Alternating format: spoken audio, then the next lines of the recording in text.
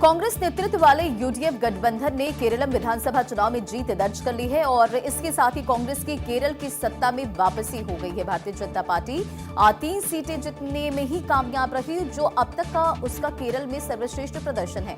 UDF प्रदर्शन है, अगर उस गठबंधन का हम यहाँ पर जिक्र करें, उनके प्रदर्शन का हम जिक्र करें तो 140 में से 97 सीटों पर जीत दर्ज कर ली। गठबंधन के भीतर कांग्रेस ने 63 सीटें जीती है, आईयूएमएल ने 22 सीटें जीती है, केरल कांग्रेस यानी कि केसी को 7 सीटें मिली है, आरएसपी ने 3 सीटें जीती है, जबकि आरएमपीआई और केसीजे को 1-1 सीटें यहाँ पर मिली है।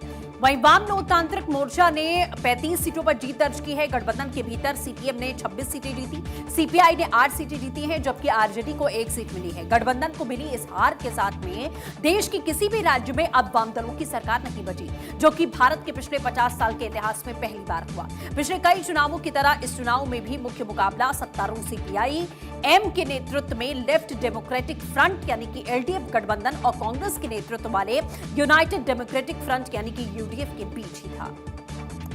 सीपीआईएम के राज्य सचिव एमवी गोविंदन ने नतीजों पर कहा है कि एलडीएफ चुनावों में अपनी हार के कारणों की समीक्षा करेगा और आवश्यक सुधारात्मक कदम उठाएगा। उन्होंने कहा कि एलडीएफ इस हार का मूल्यांकन और अध्ययन करेगा, जिसके बाद जरूरी सुधार किए जाएंगे। इंडियन यूनियन मुस्लिम लीग ने चुनावों में यूडीएफ की जीत में निर्णायक भूमिका निभाई है। पार्टी ने रिकॉर्ड 22 सीटें हासिल की है, जिसकी बदौलत गठबंधन ने आपको बताएं कि सरलता से बहुमत का आंकड़ा पार कर लिया। जीत के बाद पार्टी नेता राहुल गांधी ने यूडीएफ के नेताओं कार्यकर्ताओं को बधाई दी। एक्स पर अपने पोस्ट में राहुल गांधी ने कहा, केरलम में मेरे भाई बहनों का इस निर्णायक जनादेश के लिए धन्यवाद।